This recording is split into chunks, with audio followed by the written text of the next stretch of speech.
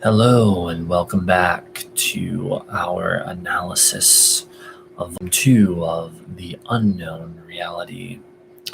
I am Poetic Heretic, and yes, indeed, we had some technical difficulties.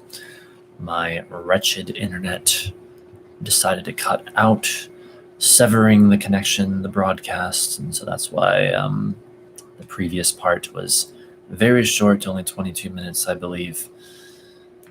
But it's back now, so we're going to see if we can get this thing rolling again. Actually, what happened is first the connection to YouTube itself was experiencing problems and severed the broadcast. Then I tried to start a new broadcast, and literally just after 1 minute into that broadcast, my internet cut out. It's like, the fuck?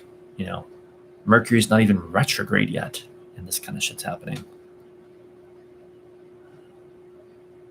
It's like, I swear to the gods what is happening. But anyway, we are going to try to get things set back up here, but as usual, now I need another minute or two to get everything just right, so please bear with me. Okay. Audio's good.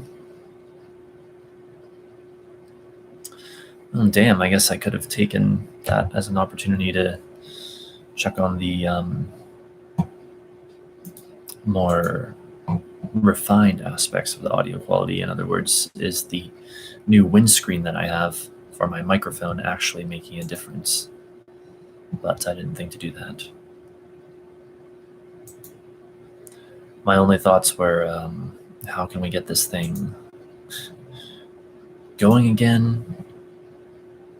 I don't like being deterred from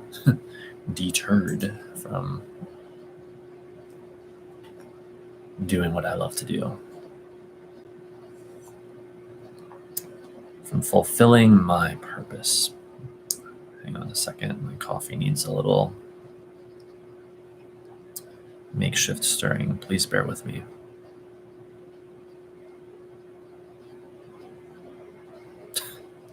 This is absurd. I could have done that off camera too, but the joys of live streaming. Or if this is what this upcoming Mercury retrograde is like, I can't wait to see what else the next 6 weeks have in store. And yes, I say 6 weeks because Mercury will go back through its shadow even after it turns direct, and so it'll still be like Mercury's retrograde in many ways. All right, so what should I say?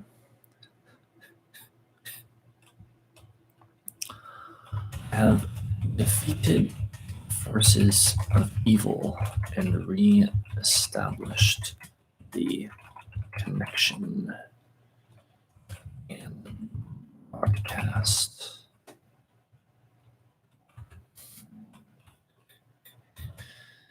Here it is.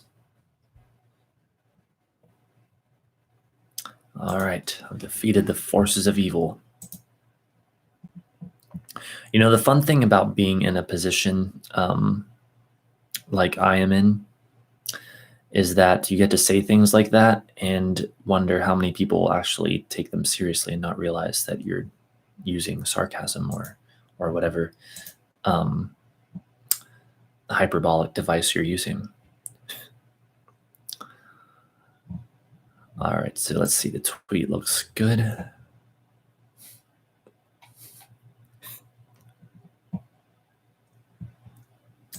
Oh, my previous tweet got a like and retweet. Thank you so much, Ms. Diabolical.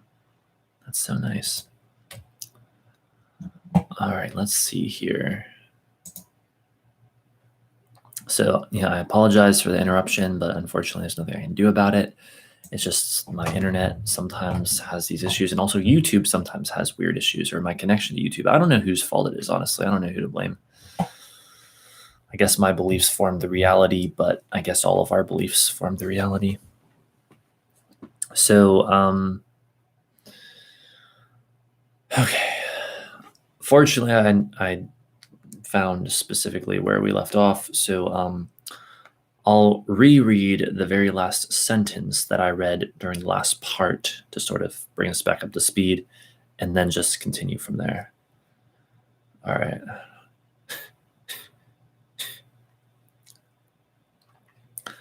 I mean, I was suspecting this would be quite the Mercury retrograde, but wow, okay.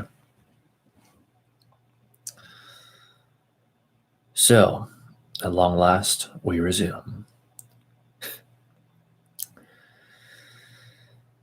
In the meantime, on Saturday morning, July 27th, Jane received her first copy of The Nature of Personal Reality, a Seth book from her publisher.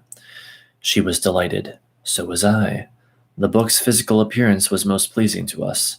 As an artist, I'm very conscious of whether I think the quote-unquote package equals its contents, though since she is verbally oriented, this is less important to Jane.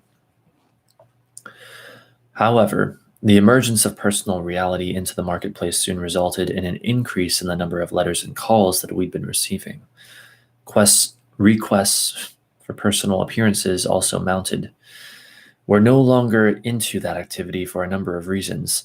Yet when the host for a Miami, Florida radio show called Jane early this morning, September 30th, about the possibility of a taped interview, she impulsively suggested to that rather startled individual that the tape be made then. And so for half an hour, she exchanged with him a free, unrehearsed dialogue about her work for later airing. Well, that's pretty amazing when you think about it. He calls her up and she's like, well, we can just do it now. We can just do the interview now. Sounds like something I would do. Just as I had some small psychic adventures during our time off from unknown reality, Jane did too. One of hers that I'll mention here is related to published material. During the night following the arrival of that first copy of Personal Reality, while lying quietly beside me in an altered state of consciousness, Jane received information of how, quote, the ancients paralyzed the air, end quote. It could then be walked upon and manipulated in various other ways. She woke me up to tell me about the experience and to remind her to write an account of it the next day. She couldn't identify its source except to say that she hadn't been dreaming. At the breakfast table, I told her I thought the material was connected to sessions in personal reality on the interior sound, light, and electromagnetic values, quote unquote, around or from which the physical image forms. Involved here also, I added, were certain ideas in her novel, The Education of Oversoul 7. Footnote. In Personal Reality, see sessions 623 through 25 in Chapter 5. In Oversoul 7, see the material in Chapter 12, for example, wherein Jane described not only the airborne movement of objects, rocks, but an, quote-unquote, extra tension in the air itself, quote, as if a million vowels and syllables rose into the air, all glittering, all alive, like animals of sound, end quote, end of footnote. I haven't read Unknown Reality since I finished typing the last session for it over 3 months ago. Jane had reviewed all of Seth's material on the book last week, yet still had to remind herself today of the contents of that 707th session. While we went over it this afternoon, I became aware of a familiar, though infrequent, sound, the honking of geese. It was the kind of transient commotion I could listen to indefinitely. The southbound flight was soon out of sight in the rainy sky, and in another few moments it was out of hearing. Ah, yes, this is not the first time I have heard Rob speak of the geese in this way.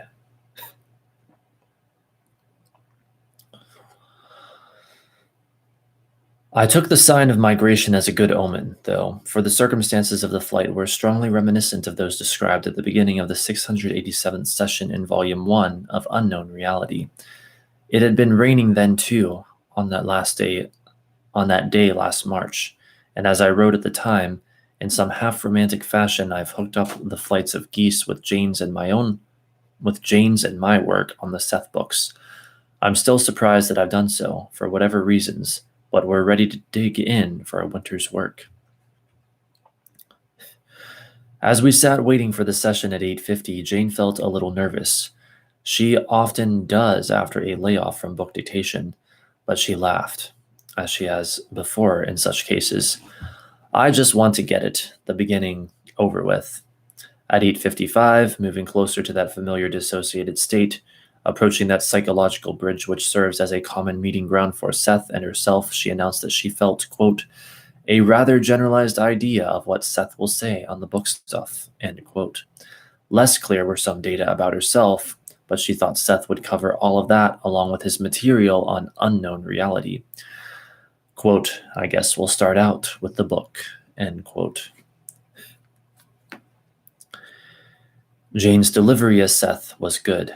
Indeed, it was often fast, with no sense of the 3-month break that had ensued since the 707th session. Good evening. Good evening, Seth. Now, dictation. Consciousness operates with what you may call code, spelled systems. These are beyond count.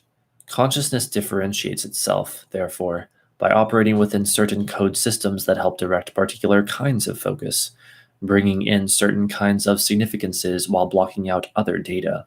Footnote. In Volume 1 of Unknown Reality, see the 681st session from 1147 and the 682nd session from 1021. End of footnote.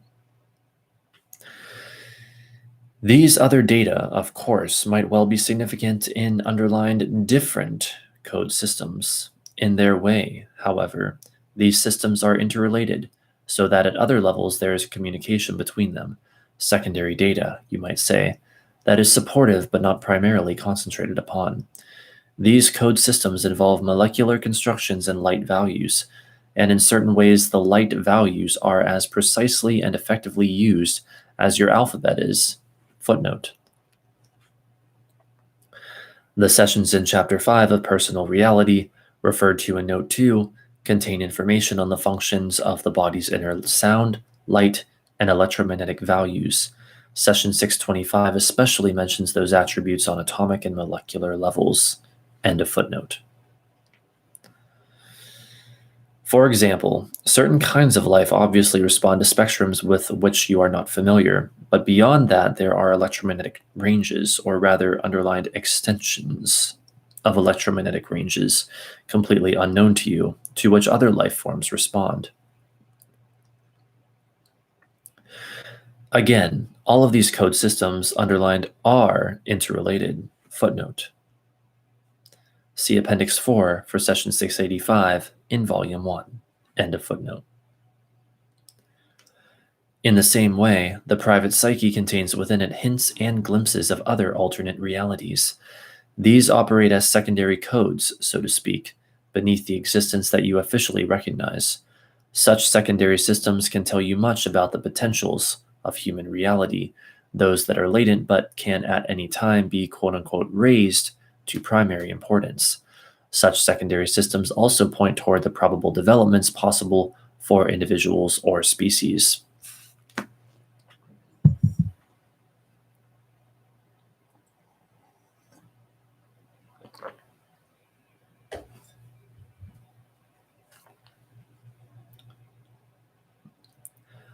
All of the probabilities practically possible in human development are therefore present to some extent or another in each individual.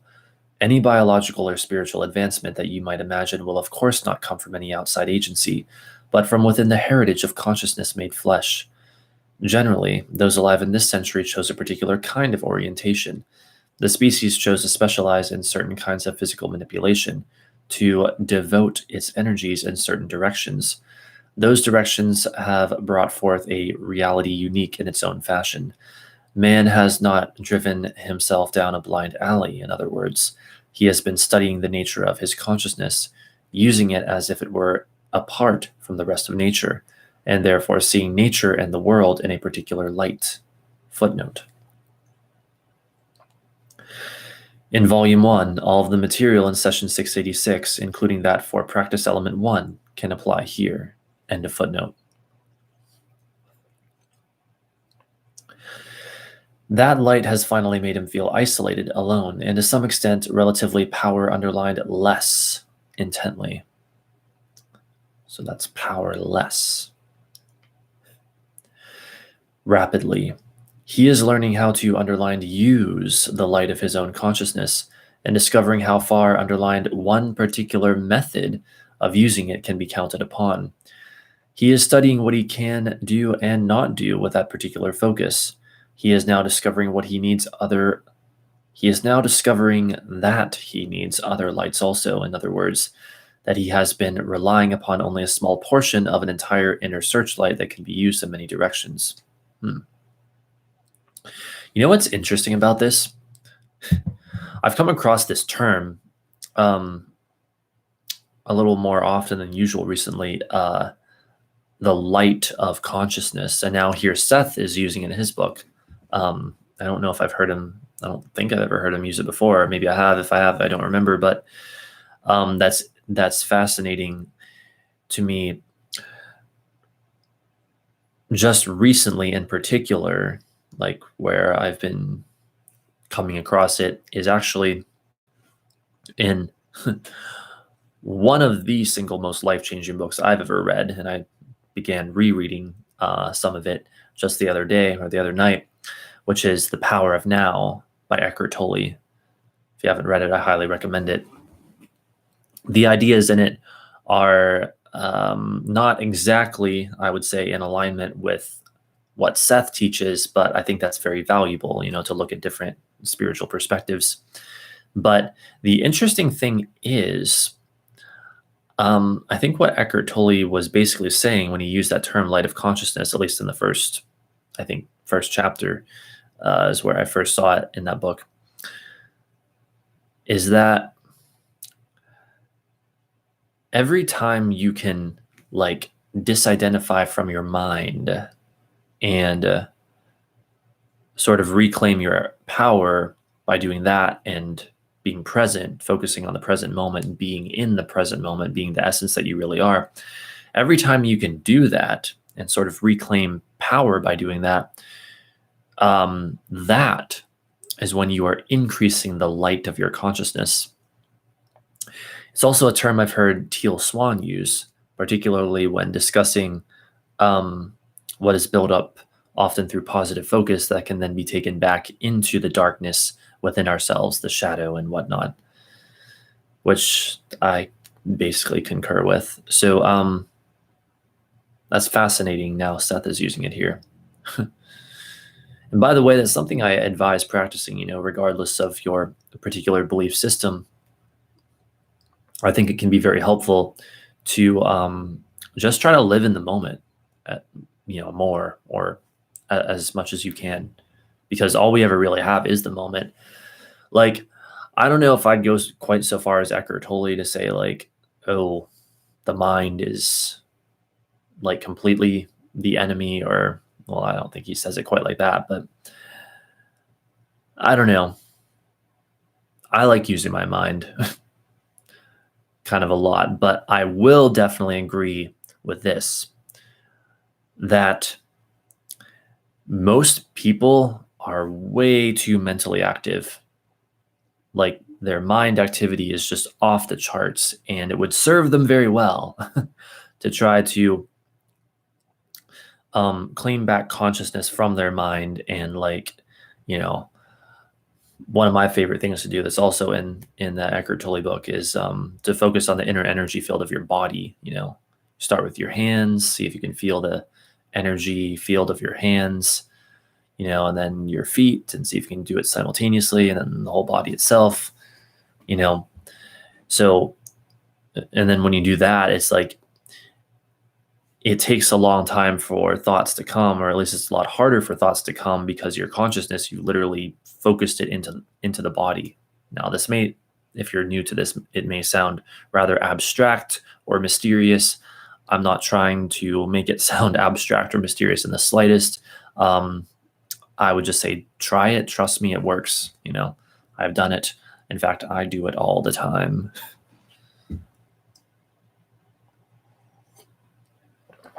So, but let's look a little more closely at what Seth is saying here. So, he is learning how to use the light of his own consciousness, discovering how far one particular method, that's underlined, one particular method of using it can be counted upon. Yeah, I think okay, that's basically in alignment with the other stuff that I've read and studied for the most part anyway. Well, sort of. Maybe not necessarily what Eckhart Tolle was talking about, but I think what Seth is essentially saying is, or at least what he's talking about, is the light of consciousness in relationship to the focus of the ego and conscious mind, with the ego being an offshoot of the conscious mind, as Seth defines it in The Nature of Personal Reality. In the first one or two chapters, I forget where specifically, but it's in there. Trust me, I know. I've been studying it. But anyway, so that's yeah, it's fascinating. Yeah, because you can use a sort of egoic focus. Ego or any kind of focus is excluding other material, and so you could say positive focus, excluding the material of the negative, at least temporarily. That positivity builds up the light of your consciousness that you can then take back into the darkness, as I mentioned earlier. And what Seth is saying here seems, at least so far, to fit in with that. Though, again, I'm sort of theorizing here. I don't know if it does for sure or not.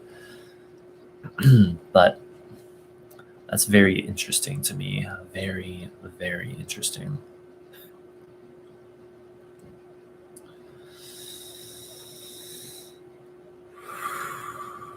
So to reiterate, he is now discovering what he needs. I did that again. He is now discovering that he needs other lights also, in other words, that he has been relying upon only a small portion of an entire inner searchlight that can be used in many directions. Almost sounds like it's getting even more, maybe into the ego and or conscious mind. I'm very curious to see what Seth has said next. And for those of you who don't know, I have not read this book yet. Other Seth books I have read that we've gone over, but not this one. Not volume 1 of Unknown Reality either. This will be interesting. Hey there again, Ryan. Technical difficulties cut me off earlier. I apologize for that, but I'm back now. Playing Xbox 360 with Rumi, keeping on in the background though. Oh, cool. I freaking love my Xbox 360. Cannot get enough of that, though I do want an Xbox One. Hopefully I can get one before too long. But hell yeah, have fun with that. And thank you for keeping me on in the background. All right, here we go.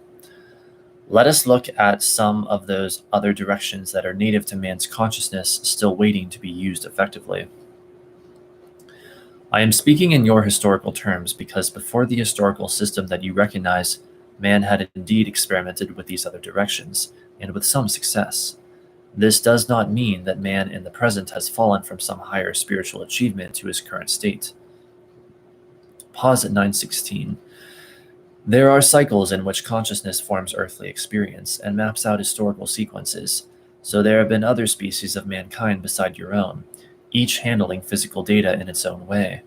Some have taken other directions, therefore, than the one that you have chosen. Even those paths are latent or secondary, however, within your own private and mass experience. They reside within you, presenting you with alternate realities that you may or may not choose privately or en masse, as you prefer. Footnote. All in Volume 1, Seth refers to some varieties of ancient man in session 689, also see Note 4, and in session 691 after 1030. Then see Appendix 6 for Jane's material on parallel man, alternate man, and probable man. In addition, the reader might review Seth's information on ancient civilizations, as presented in Chapter 15 of Seth Speaks. End of footnote.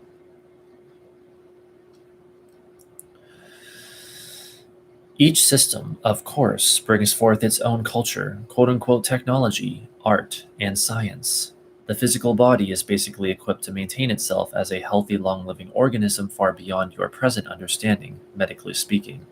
The cellular comprehension provides all kinds of inner therapeutics that operate quite naturally. Footnote. See the 705th session after 1036. End of footnote. There is a physical give and take between the body and environment beyond that which you recognize, an inner dynamics here that escapes you, that unites the health of plants, animals, and men. In the most simple and mundane of examples, if you are living in a fairly well balanced, healthy environment, your houseplants and your animals will also be well. You form your environment and you are a part of it. Wait a minute. If you're living in a fairly well balanced, healthy environment, your houseplants, your animals will also be well. Well, my plants are quite healthy and well, so I guess that's a good sign then, right?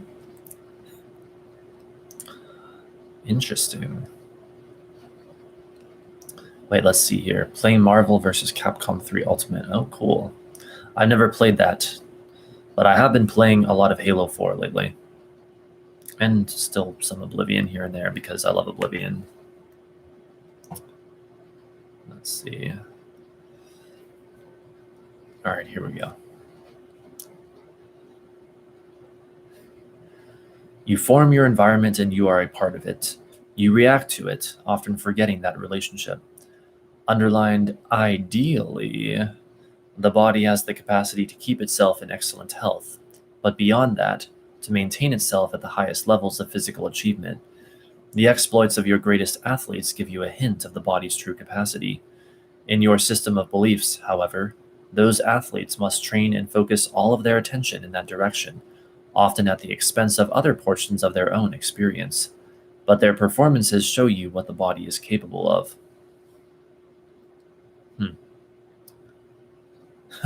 That's interesting, where Seth says, in our system of beliefs, athletes must train and focus all of their attention in that direction, often at the expense of other portions of their own experience. In other words, athletes have to make great sacrifices to be what they are, to be as good at what they do as they are. That's fascinating. Makes sense, too.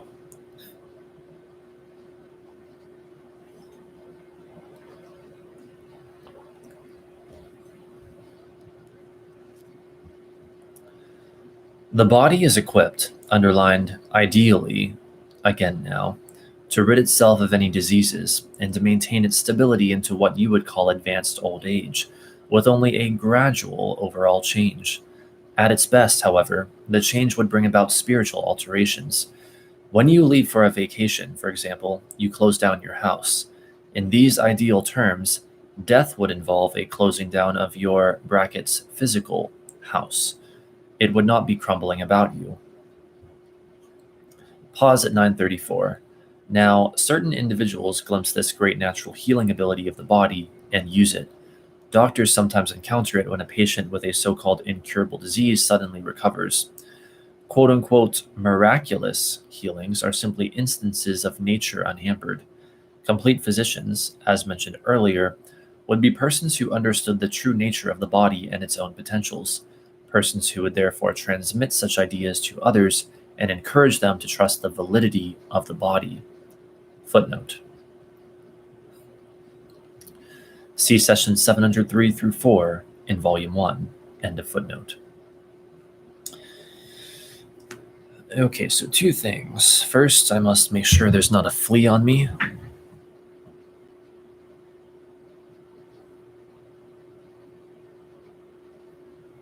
Thought I felt something just now, but maybe not. Okay, and second of all, let's consider some of the implications here.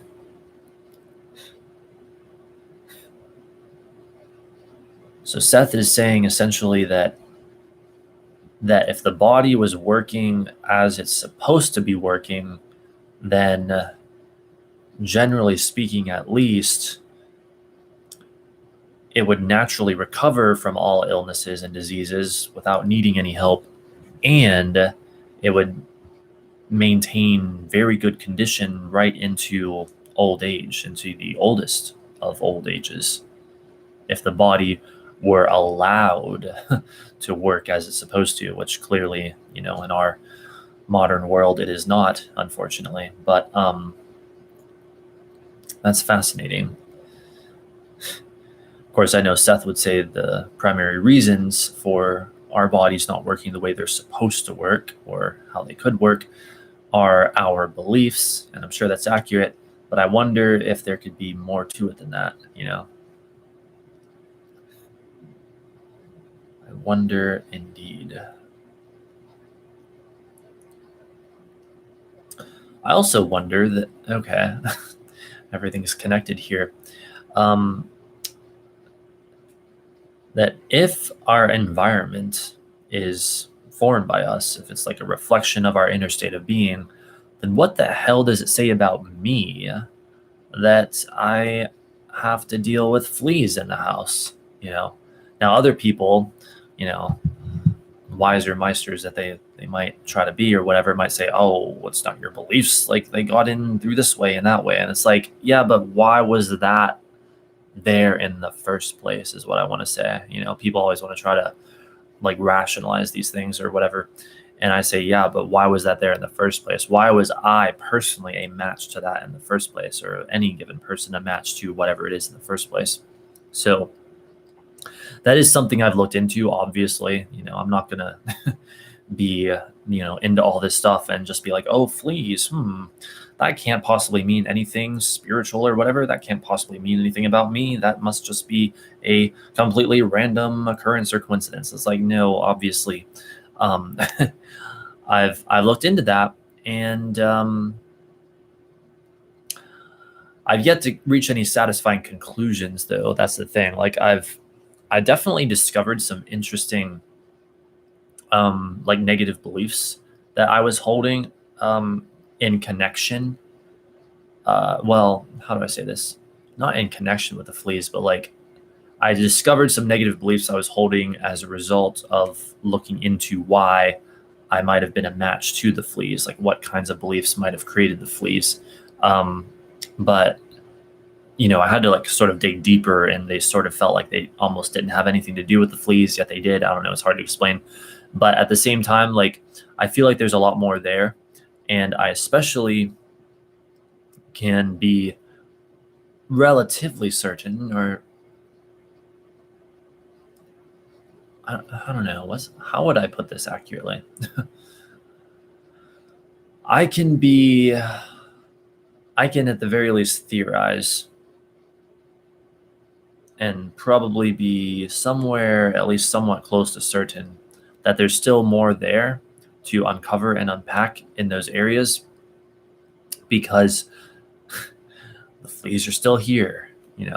If I truly uncovered and dissolved whatever negative belief or belief system or belief structure is creating the fleas, then they would go away. There's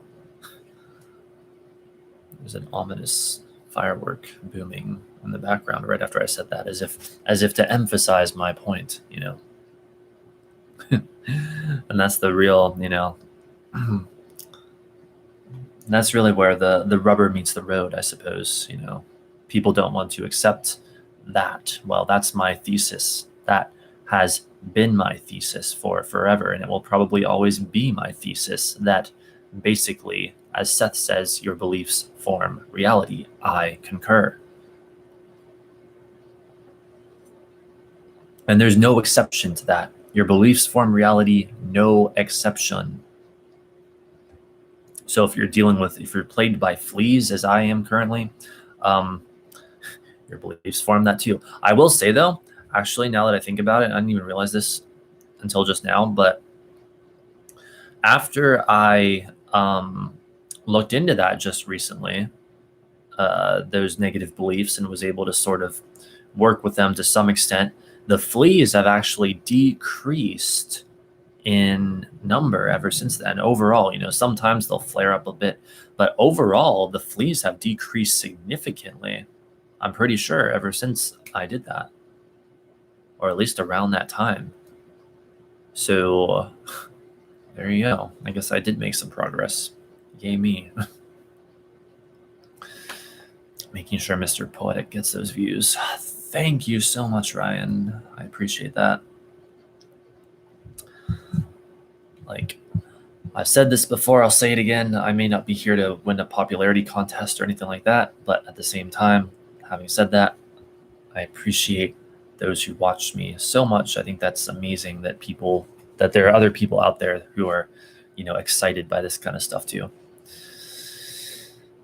All right. Anyway, enough of this tangent about the fleas and disease and all that shit. Let's just let's resume. Let's continue. Wait, where even were we? I think I know where we were. Hang on. Okay.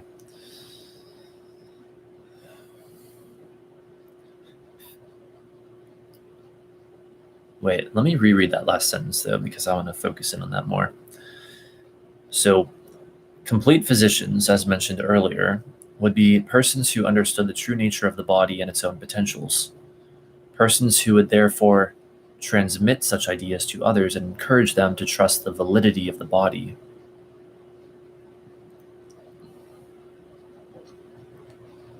Interesting. Power of influence. Some of the body's abilities will seem impossible to you, for you have no evidence to support them. Many organs can completely replace themselves. Diseased portions can be replaced by new tissue. Pause in a slower delivery. Many people, without knowing it, have developed cancer and rid themselves of it. Appendixes removed by operations have grown back. These powers of the body are biologically quite achievable in practical terms, but only by a complete change of focus and belief. Your insistence upon separating yourselves underlined from nature automatically prevented you from trusting the biological aspects of the body, and your religious concepts further alienated you from the body's spirituality. I feel like I'm too far from the camera and microphone. I don't know if I can fix that or not.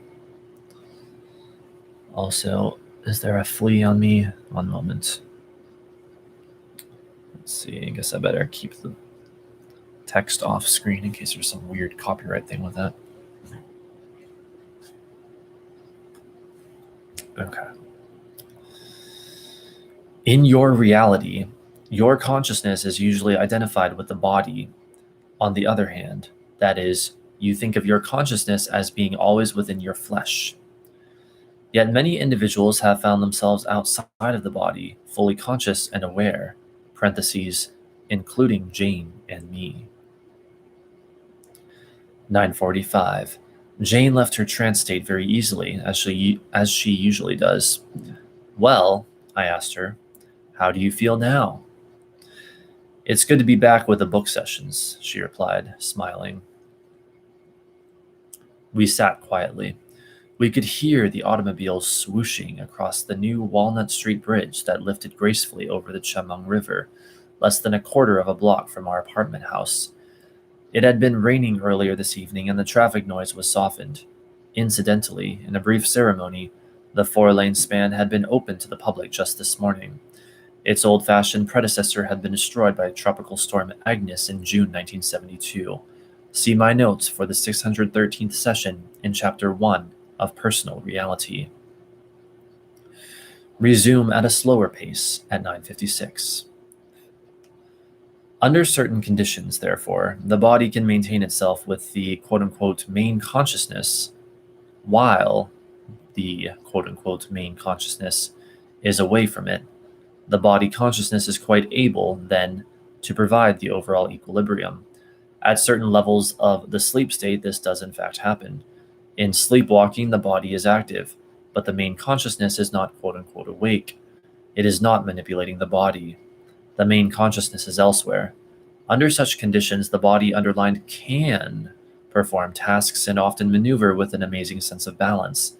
This finesse, again, hints at physical abilities not ordinarily used. The main consciousness, because of its beliefs, often hampers such manipulability in normal waking life. Oh, by the way, I just want to inform everyone, as we are broadcasting here, it's now 9:29 p.m. Just 7 minutes ago, the moon shifted from Gemini into Cancer. So can you feel it? The mood has shifted. The moon has shifted, and the mood has shifted.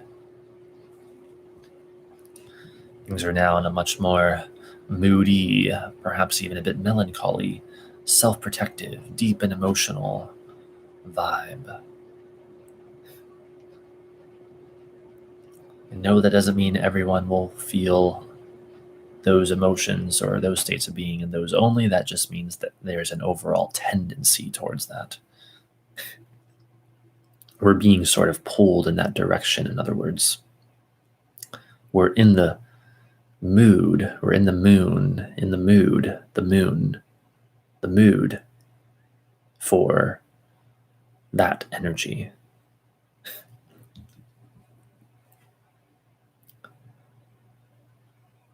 Let us look for a moment at the body consciousness. It is equipped, as an animal is, to perform beautifully in its environment.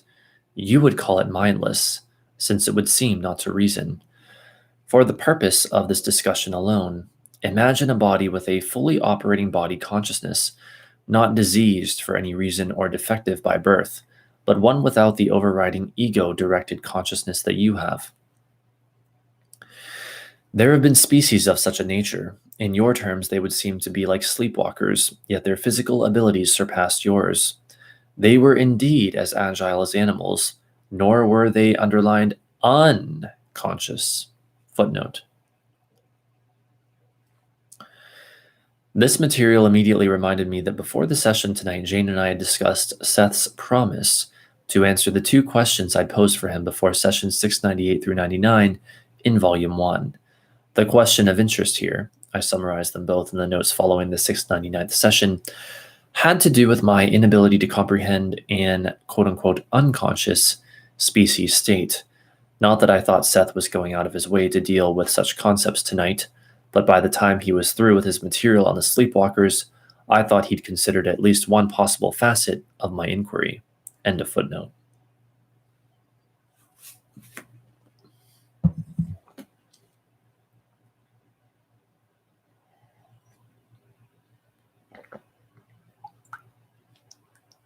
My coffee needs a little more makeshift stirring.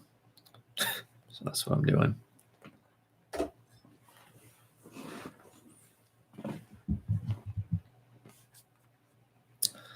Now let us resume. They simply dealt with a different kind of awareness. In your terms, they did not have brackets an overall purpose, yet their purpose was simply to be. Ooh, this is really interesting. I think I see what Seth is getting at here, and well, let's just see what he says, then maybe I'll comment. Their main points of consciousness were elsewhere, in another kind of reality, while their physical manifestations were separate. Their primary focuses of consciousness were scarcely aware of the bodies they had created. Yet even those bodies learned, in quotes now, quote unquote, through experience, and began to, quote unquote, awaken, to become aware of themselves, to discover time, or to create it, period. Yeah, and again, I think this is Seth describing the advent of the ego, the advent of self-awareness, which we've been over that material before, or that idea before. But I'm thinking also, when he says, in your terms, they did not have an overall purpose, yet their purpose was simply to be. That sounds like indeed being sort of without an ego or without a conscious mind as we think of it, you know. Like when you enter, like it's funny that, you know, the idea of being present came up earlier, because when you enter a state of presence and can just be, you'll know what Seth is saying here, I think, if he's referring to that, which I think that he is. Like when you can sort of almost bypass the ego, even if for just a moment, and just be in the moment, really just be, and not be identified with your mind or any thoughts or emotions, you'll get it. You'll get what Seth is saying here, I believe. Because that is an absolutely delicious state of being. Now, it's not the natural state of being that we're in now commonly these days, Although there are those who believe that humanity's consciousness is currently evolving towards that, and that's actually going to be what saves us from ourselves, essentially. And yes, that includes Eckhart Tolle, who I brought up earlier. He definitely believes that, and I don't know what I believe about that, other than that I wouldn't be surprised if that was the case.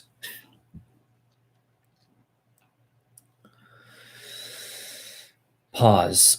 The sleepwalkers, as we will call them, were not asleep to themselves, and would seem so only from your viewpoint. There were several such races of human beings. Their brackets overall underlined primary experience was outside of the body. The physical corporal existence was a secondary effect. To them, the real was the dream life, which contained the highest stimuli, the most focused experience, the most maintained purpose, the most meaningful activity, and the most organized social and cultural behavior. Now, this is the other side of your own experience, so to speak. Such races left the physical earth much as they found it. The main activity then involved consciousness apart from the body. In your terms, physical culture was rudimentary. Now, the physical organism as such is capable of that kind of reality system. It is not better or worse than your own. It is simply alternate behavior, biologically and spiritually possible. No complicated physical transportation systems were set up. In the physical state, in what you would call the waking state, these individuals slept. To you, comparatively speaking, their waking activities would seem dreamlike, and yet they behaved with great natural physical grace, allowing the body to function to capacity. They did not saddle it with negative beliefs of disease or limitation. Such bodies did not age underlined to the extent now that yours do, and enjoyed the greatest ease and sense of belonging with the environment. Damn, sounds like paradise. Okay, so for the record, if anyone's wondering here, thinking this to themselves, yes, indeed, I acknowledge that what Seth is describing here is not specifically the state of being present, at least as those of us, I guess, in modern times would identify it. This is something else that he's describing. But regardless, the similarities are interesting.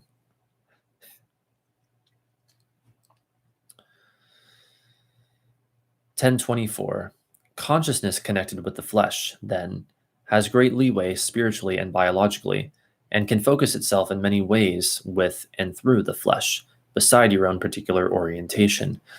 There have been highly sophisticated, developed civilizations that would not be apparent to you because the main orientation was mental or psychic, while the physical race itself would seem to be highly undeveloped. In some of their own private dreams, many of my readers will have discovered a reality quite as vivid as the normal one, and sometimes more so. These experiences can give you some vague hint of the kind of existence I am speaking of. Footnote.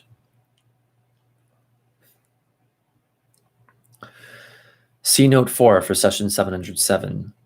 The 699th session in Volume 1 dealt in part with dream images and subjective dream quote-unquote photographs. I used Note 1 for that session to insert one of my favorite Jane poems, My Dreaming Self. She wrote it in 1965, a year and a half or so after beginning the Seth material. Now I can add that at the time, Jane actually wrote 2 poems on dreaming.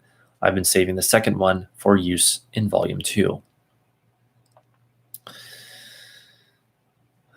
And now here is the poem. Although, give me one moment. Let's see, there wouldn't be a flea on me right now, would there?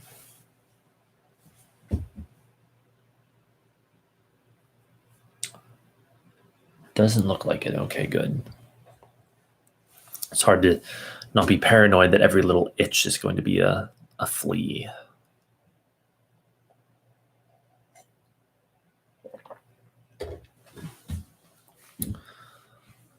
Oh, it is a damn good thing I'm drinking this coffee this evening. It's waking me right up. Not necessarily the best beverage for keeping my voice strong while reading, but it works well enough, I suppose. I need the alertness. Okay. The poem is entitled In Midnight Thickets. In midnight thickets, dreamers plunge, while the moon shines calmly on. The town is sleeping, bodies lie, neat and empty, side by side. But every self sneaks out alone, in darkness with no image on, and travels freely, all alert, roads unlisted on a map. No man can find where he has been, or follow in flesh where the self tread, or keep the self in, though doors are closed, for the self moves through wood and stone. No man can find the post or sign that led the self through such strange land. The way is gone, the self returns to slip its smooth-skinned image on. Sorry for the gaps, the footnotes work a little differently. At any rate, end of footnote.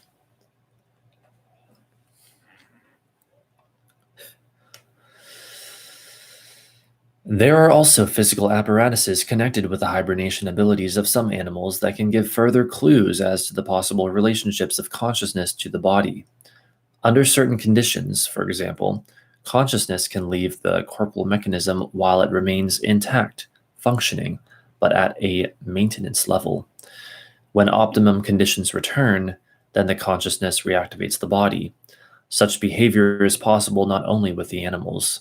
In systems different from your own, there are realities in which physical organisms are activated after what would seem to you to be centuries of inactivity. Again, when the conditions are right. Footnote.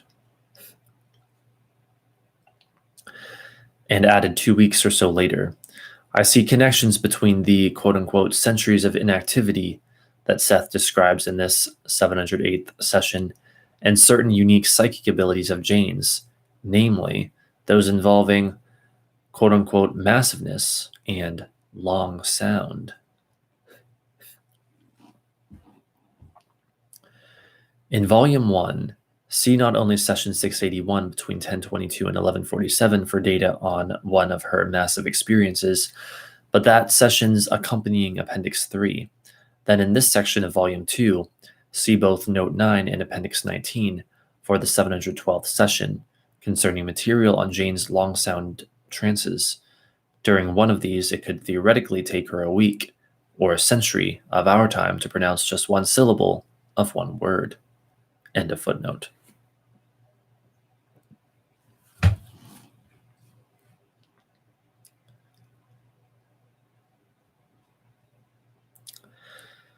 To some extent, your own life and death cycles are simply another aspect of the hibernation principle as you understand it. Your own consciousness leaves the body almost in the same way that messages leave the nerve ends. Footnote. By nerve ends, Seth means the synapses, which are the minute sites where neurons or nerve cells contact each other. End of footnote. The consciousness is not destroyed in the meantime. Now, in the case of an animal who hibernates, the body is in the same state. But in the greater hibernation of your own experience, the body as a whole becomes inoperable. The cells within you obviously die constantly. The body that you have now is not the one that you had 10 years ago. Its physical composition has died completely many times since your birth. But, again, your consciousness bridges those gaps with gestures. They could be accepted instead, in which case it would seem to you that they were, say, a reincarnated self at age 7, intently, or 14, or 21. The particular sequence of your own awareness follows through, however. In underlined basic terms, the body dies often, and as surely as you think, it dies but once in the death you recognize. What does that mean? In basic terms, the body dies often, And as surely as you think it dies but once in the death you recognize. In basic terms, the body dies often, and as surely as you think it dies but once in the death you recognize. Oh, I get it now. In basic terms, the body dies often, and as surely as you think it dies but once in the death you recognize. Each death that we don't recognize, in other words, is as sure of a death of the body as the one that we do think of, that we do recognize. That's what Seth is saying. He's making a comparison in that way. On numerous occasions, it physically breaks apart, but your consciousness rides beyond those quote-unquote deaths. You do not perceive them. The stuff of your body literally falls into the earth many times, underlined, as you think it does only at the quote-unquote end of your life.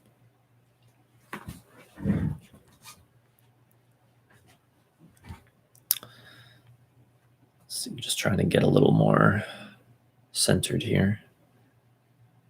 All right. Again, your own consciousness triumphantly rides above those deaths that you do not recognize as such. In your chosen three-dimensional existence, however, and in those terms, your consciousness finally recognizes a death.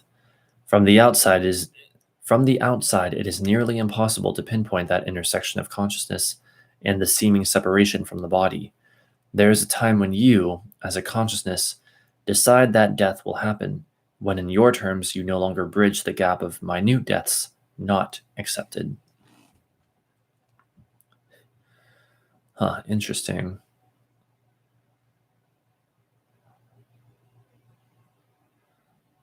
Your own consciousness triumphantly rides above those deaths you do not recognize as such.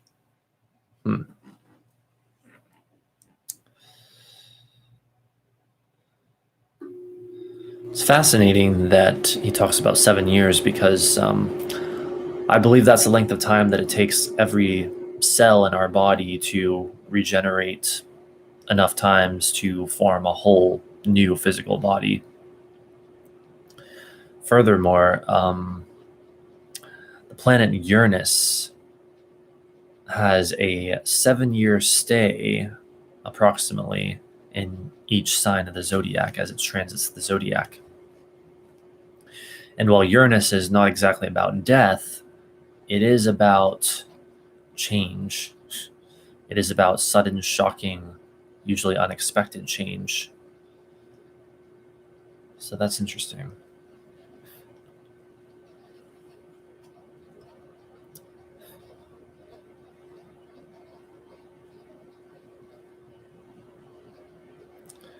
Pause at 10:43 during a strong delivery.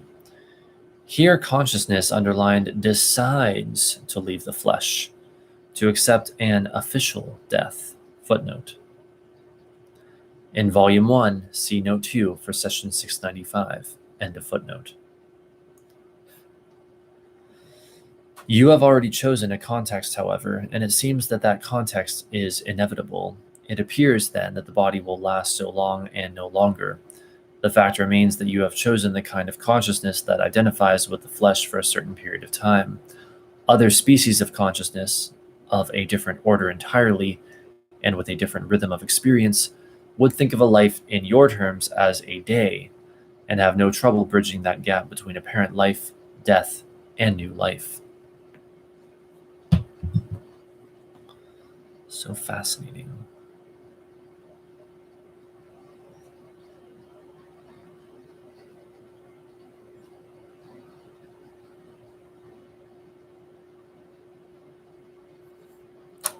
The coffee is consumed.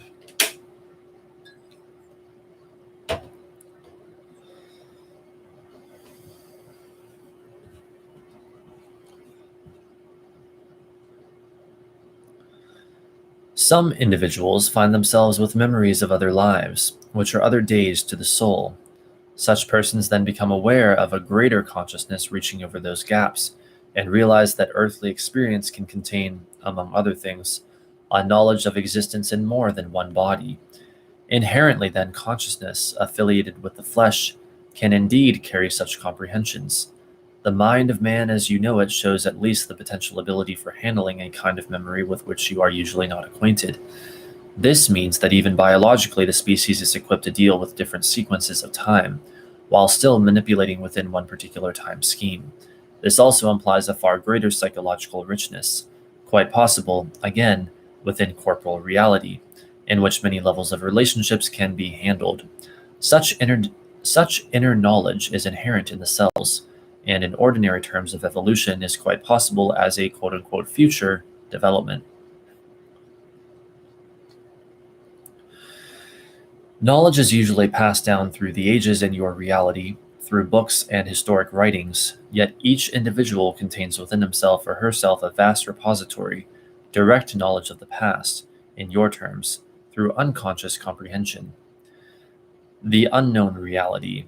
Much of that reality is unknown simply because your beliefs close you off from your own knowledge. The reaches of your own consciousness are not limited. Because you accept the idea of a straight line movement of time, you cannot see before or after what you think of as your birth or death, yet your greater consciousness is quite aware of such experience. Footnote. See Appendix 13. End of footnote. Underlined, ideally, it is possible not only to remember quote unquote past lives, but to plan future ones now. In greater terms, all such lives happen at once. Your present neurological structure makes this underlined seem impossible, yet your inner consciousness is not so impeded. Louder. Take your break, or end the session as you prefer. We'll take the break. 11 o'clock. Jane's trance had been excellent. She vaguely remembered that Seth had talked about quote-unquote sleepwalkers. I described the material briefly, then added, "It would be a joke if that information applied to our own ancestors, our cavemen as we think of them," end quote. Whereupon Jane said she thought it did at one level. She didn't elaborate. She wanted Seth to discuss a couple of her own questions now that he had unknown reality underway again, so I suggested we ask for that material now. Jane hesitated. Quote, "I sense stuff on both the book and me. I don't know what to do. Wait, there's a practice element involved. Resume at 11:25. Now." Practice element 10. You can hold within your conscious attention far more data than you realize. You have hypnotized yourselves into believing that your awareness is highly limited. Think back to yesterday. Try to remember what you did when you got up, what you wore. Attempt to follow the sequence of your activities from the time you awakened until you went to sleep. Then flesh in the details. Try to recall your feelings at all of those times. Most of you will be lucky to get this far. Those who do, go even further and try to recall the daydreams you might have had also. Try to remember what stray thoughts came into your mind. At first, doing this will take all of your attention.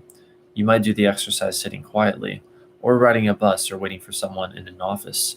Some of you might be able to do the exercise while performing a more or less automatic series of actions, but do underlined not try to carry it out while driving your car, for example. Don't be engaged in spiritual exercises like this while driving or operating heavy machinery. Not a good idea. But do underlined not try to carry it out while driving your car, for example. Indeed. Not a good time to engage in this sort of meditative practice or whatever. As you become more expert at it, then purposely do something else at the same time, a physical activity, for instance. When most of you begin this exercise, it will almost seem as if you were a sleepwalker yesterday. The precise, fine alignment of senses with physical activity will seem simply lost, yet as you progress, the details will become clear, and you will find that you can at least hold within your mind certain aspects of yesterday's reality while maintaining your hold in today. In larger terms, there are other entire lives, which for you are forgotten essentially as yesterday is. These two, however, are a secondary series of activities riding beneath your present primary concern. They are as unconsciously a part of your present and as connected with it as yesterday is. Now, the second part of the exercise.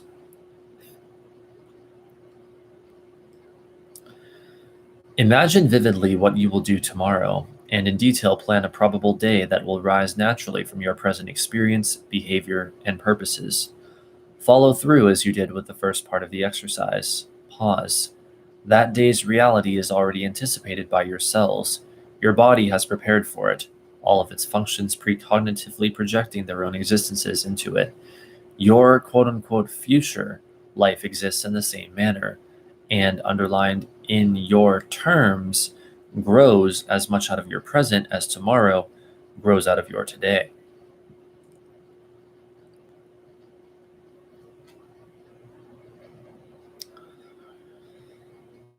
Doing the exercise will simply acquaint your normal consciousness with a sense of its own flexibility. You will be exercising the invisible muscles of your consciousness as certainly as you might exercise your body with gymnastics. Wait a minute, though. So your future life exists in the same manner, and in your terms, grows as much out of your present as tomorrow grows out of your today. That's interesting.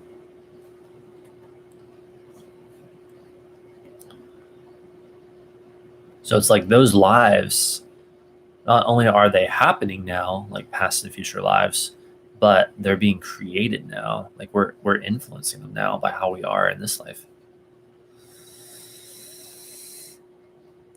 To other portions of yourself, you would seem to be a sleepwalker. Full creative participation in any moment, however, awakens you to your own potentials, and therefore allows you to experience a unity between your own consciousness and the comprehension of your physical cells. Those cells are as spiritual as your soul is. 1140. Now give me a moment, a good one. This is not dictation. What followed were 3.5 pages of material for Jane and me. Here are a few condensed, more generalized excerpts. To one extent or another in your society, you are taught not to trust yourself. You are taught to not trust yourself. There are various schools and religions that try to express the self's validity, but their distortions have smothered the basic authenticity of the teachings. In those terms, Rupert started from scratch as a member of your society who finally threw aside, as you did, brackets, Joseph, the current frameworks of belief.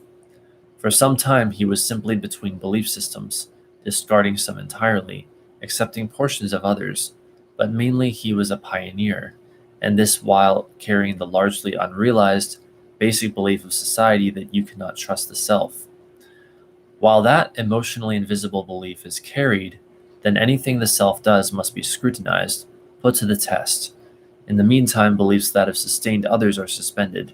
The development of Rupert's abilities would, therefore, lead him away from comforting structures while he searched for others to sustain him. He has put to the test much of what he has learned. His own personality has blossomed in all aspects, especially in terms of relating with others and in personal creativity. He has been testing out our information in the world that he knows. He felt that it was necessary, for how could the self, taught that it was bad, bring forth good? There were frameworks that could have offered help, but he saw that they were not intrinsically valid, and so did not depend upon them. I'm going to switch arms for a bit. Let's see here.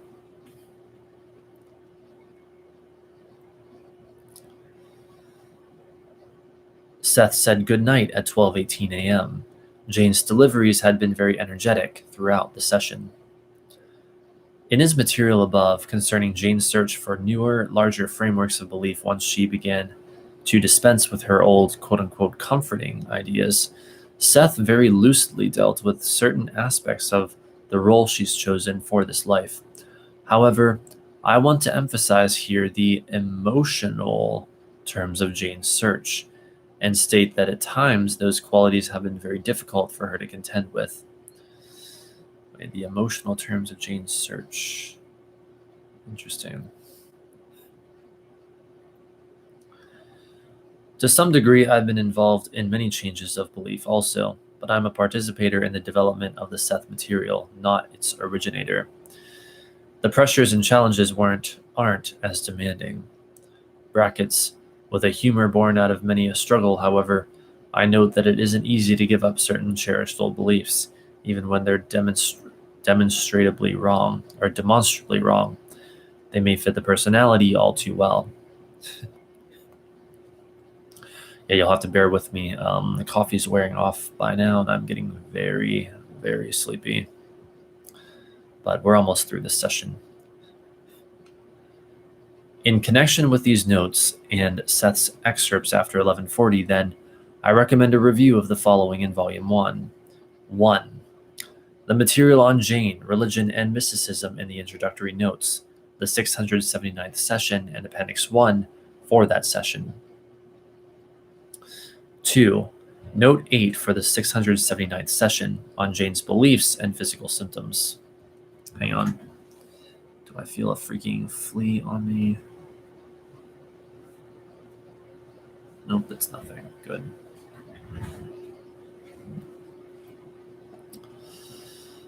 All right. Geez, the tablet keeps getting in the way of the camera.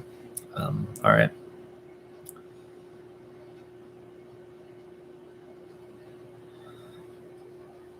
Three, Appendix 10 for Session 692 on Jane's efforts to make a quote-unquote middle ground between the extremes of society's reactions to her psychic abilities, rejection by the conventionally closed-minded at one end, and gullible acceptance at the other. And added the next day, now see Appendix 14 for the little episode that developed on Jane's part as we retired for the evening. All right, that is it for that session. And I actually thought we'd get not only to session 709, but 710 probably as well tonight, but I guess not, because that one proved to be a lot longer than I expected it to be. So I'll have to change the name of this stream and everything once I wrap it up, which I'm about to do. All right, so as always, thanks for those who have been here. Thank you, Ryan, for commenting in the chat, coming in and commenting. Thank you to those who watch this when it is not live. I appreciate that immensely. During the next Seth stream, here I'll give a little preview of what that will be about with session 709. Let's just see here. It's summed up as faster than light activity and the traveling consciousness, probabilities in history, how to become aware of the unknown reality. And then session 710, which we will almost certainly also get to, quote unquote demons in dreams and out-of-body travels, or travel, how not to program your psychic explorations. Jeez, I'm like mispronouncing things here because I'm getting so tired by this point. Oh boy, I was wide awake earlier thanks to the coffee, but now I'm just, now I'm like the sleepwalker. I feel like a sleepwalker now. It's like, Seth, I don't even have to do these various things to feel like that or whatever. I'm there automatically. Okay, so turn off already, tablet. So yeah, this has been interesting. Number of fascinating things came up. And it's funny how the idea of being present sort of came up and tied in various ways because, that's one of my favorite things to do. And like I said, I was rereading a bit of The Power of Now earlier, which again, I highly recommend. You can even find that like for free on YouTube here, like people, I think actually there's a video where Eckhart Tolle himself and like someone else like take turns reading it or something. So yeah, you can always look that up if you want. Highly recommend it. Let's see what else.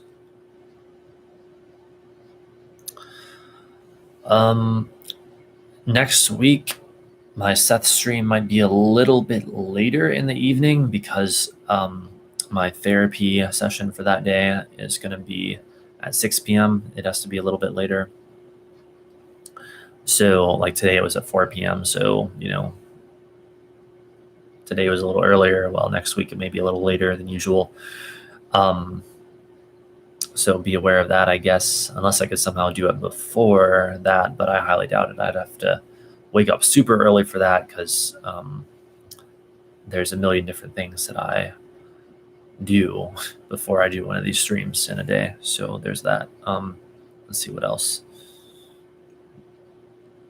I guess that's about it, basically. Hopefully this Saturday, this past Saturday, by the way, I didn't get to stream because my allergies were bothering me significantly. So I guess I have some resistance there to look at, which I'll continue to work on. But I was going to reveal my new tarot deck. So hopefully I'll get to do that this Saturday. And then as long as I have the energy, then I will be doing a stream in 2 days on Wednesday, looking at the current astrology and doing live tarot readings, $10 tarot readings. And if anyone wants one, $20 astrology birth chart readings with a tarot reading included. So that should be delightful as usual. But I got some exciting plans tomorrow. So I'm hoping that like that on top of my being very active today does not like exhaust me so much that I can't stream on Wednesday. But I guess if you don't see me on Wednesday, that's why. But hopefully I can be here. I will definitely do everything in my power to make that happen if I can. So I have enjoyed this stream immensely as always. Can't wait to show you guys my new tarot cards and talk all about those hopefully on Saturday. And thanks again for watching and have a great night. Bye for now.